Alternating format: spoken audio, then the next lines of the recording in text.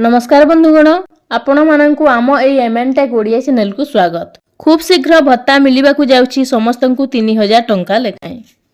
एबे एहाकु नै आसुछि एक बड़ सूचना, ताकि आमे आजिर एई वीडियो रे संपूर्ण खबर जानिबा।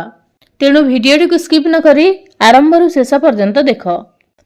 एकथा आपण माने जानिथिबे, एबे केवल राज्य रे जेउ मानक बयस 80 वर्ष रु ऊर्ध्व एमितिकी जो माने 80% रु अधिक अक्षमता बा विकलांग सही हिताधिकारी मानकु मिलुची 3500 टंका भत्ता। हेले बाकी हिताधिकारी को मिलुची 1000 टंका लेखाएं भत्ता। एई मध्य रे एबे समस्तंकु मिलिबा को जाउची 3000 टंका भत्ता। केबे मिलिबो ओ केउ मानकु मिलिबो, तेणु वीडियो को स्किप न करी शेष पर्यंत देखंतु। आपण माने जानिथिबे, नुआ सरकार आसीबा पूर्वरु घोषणा करिथिले कि एथर जदि सरकार आसे ताहेले समस्तंकु मध्य 3000 टंका लेखाएं भत्ता प्रदान करा जिवो।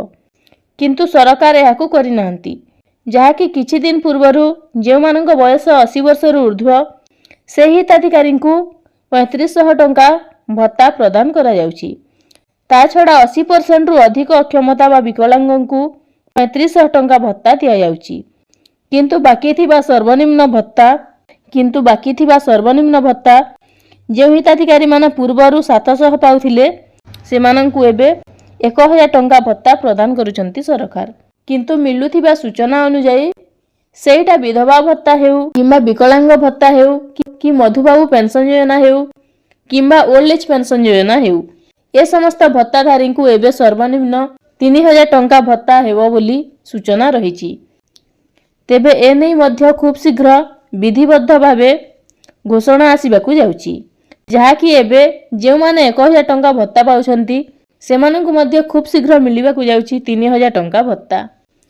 तो एटा थिला अपडेट जहाँ मु आपनकु जणे दिली।